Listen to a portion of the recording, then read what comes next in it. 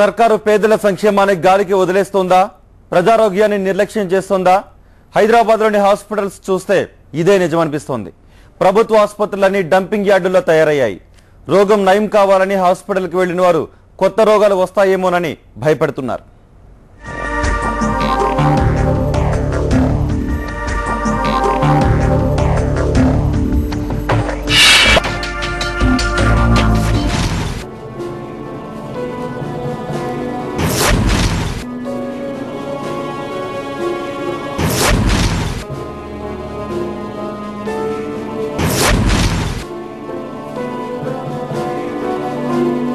చెత్తా చెదారంతో ఉన్న ఈ ప్రాంతాన్ని చూడండి.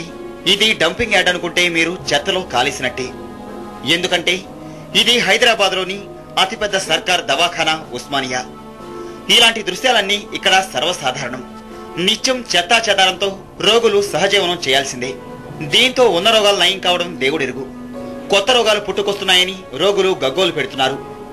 చెత్తా చెదారం ఎక్కడికక్కడే ఉండిపోవడంతో ముక్కులు పగిలిపోయేలా దుర్వాసన వెదజల్లుతోందని ఆరోపిస్తున్నారు.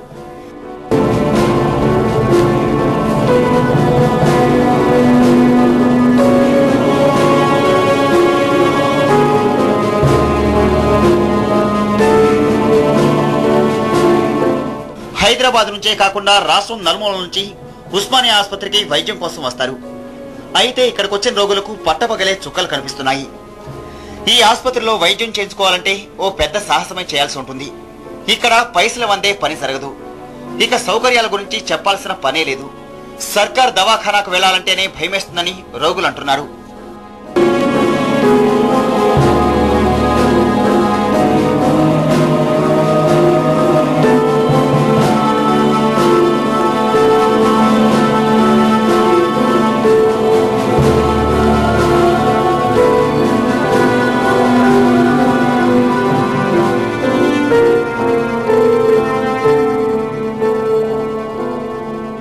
హాస్పిటల్ పరిస్థితి చూస్తే ఏది అన్ని ఘోరమే ఉన్నాయి సార్. ఏది చూసినా మంచిగా లేదు. ఏడ చూసినా పైసలు కూడా ఉంది. ఆ పేషెంట్ని సరిగా చూడరు. చూసినా కూడా ఇటు మాట్లాడుతుంటే అటు వెళ్ళిపోతున్నారు. ఏడు గలీజ్ అనే ఉంటుంది.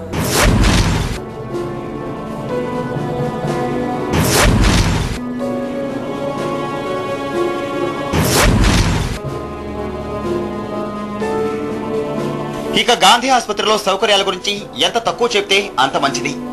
ఇక్కడ చూడండి, రోగులు వారి బంధువులు మట్టిలో చెత్తలో ఎలా పడుకున్నారు. గాంధీ ఆసుపత్రిలో వైద్యం కోసం వచ్చిన వారికి ఎలాంటి వసతి సౌకర్యాలు లేకపోవడంతో ఇదిగో ఇలా విశ్రాంతి తీసుకోవాల్సి వస్తుంది.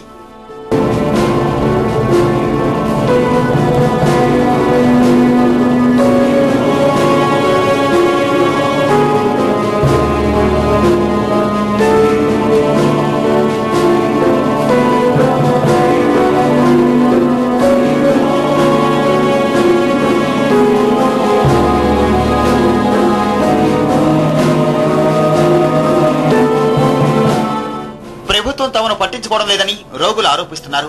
సర్కార్ దవాఖానాల్లో వైద్యుల చేదరింపులు చీత్కారాలు ఎదుర్కోవాల్సి వస్తుందంటున్నారు. ఇక అసలే రోగాలతో ఆసుపత్రికి వచ్చిన తమను సెక్యూరిటీ సిబ్బంది బలవంత పోసులతో వేధిస్తున్నారంటున్నారు. మేమేం కోరుకోవట్లేదు, ప్రభుత్వం ద్వారా ఇంత ఇచ్చేస్తున్నారు కాబట్టి బీద వాళ్ళని కాస్త దయచేసి ఏదో పట్టించుకొని మంచి పని చేయమని చెప్తున్నాం. లేకుంటే ఈ దోమలకు ఈ దానిలకు ఇట్లా మేము ఈడ ప్రతి విలేజ్ నుంచి వచ్చిన వాళ్ళు కూడా చాలా బాధలు పడేసి వస్తున్నారు సార్. అది మాకు మంచిగా కావాలని కోరుకుంటున్నాము. ఆ ప్రభుత్వం మేము చేయట్లేదు. వర్షం వచ్చింది అనుకో ఒక షెడ్ లేదండి. ఇప్పుడు దోమల్లో వస్తున్నాము. వర్షం వస్తే వర్షానికి నానాలి. ఒక షెడ్ లాంటిది ఏం లేదు ఇక్కడ. మేమైతే 6:30, 7 o'clock పేషెంట్ తీసుకొచ్చినామండి. తను బ్లడ్ క్లాట్ అయిందని చెప్పేసి హాస్పిటల్ రెఫర్ చేస్తే 108లో తీసుకొచ్చాము. కానీ ఇక్కడ డాక్టర్స్ అయితే పెద్ద డాక్టర్స్ ఎవరు డ్యూటీలో ఉన్నట్టు ఏం కనిపించలేదండి మాకండి. పేషెంట్ అక్కడ పడుకోబెట్టిన తర్వాత ఒక హాఫ్ అన్ అవర్ 1 hour వరకు అయితే దగ్గర రాలేదండి. 45 ఎమర్జెన్సీ సర్వీస్లో అండి. అసలు మళ్ళీ తర్వాత రేపు స్కానింగ్ రాసి పంపడానికి వార్డ్ బాయ్ కూడా లేరండి అసలు. ఇప్పుడు మాతో పేషెంట్తో పాటు పేరెంట్స్ వచ్చారండి. 2, 3, 4, 5 వచ్చారు. వాళ్ళ కనీసం కూడా షెడ్ కూడా లేదు. అసలు చాలా పరిస్థితి ఘోరంగా ఉందండి. హాస్పిటల్ ఇక్కడ రావాలంటే మాకు భయం వేస్తుందండి. ఇందాక ఆక్సిజన్ పైప్ వేశారు ముక్కులోకి. పేషెంట్ బయటకు లాగేసుకున్నాడు. ఒక నర్స్ వచ్చి చూడండి అంటే నేను చూడండి మీ వార్డులోకి వెళ్ళి చూపించుకోండి అని చెప్తుంది తను. ఇంకా తను మా మదర్ ఒకతే ఉంది అక్కడ, చాలా ఇబ్బంది పడుతుంది.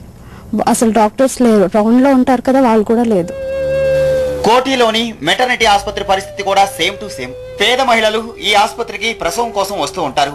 కానీ ఈ ఆసుపత్రిలో ఎదురయ్యే సమస్యలే ప్రసవ వేదన కంటే ఎక్కువని మహిళలు ఆరోపిస్తున్నారు.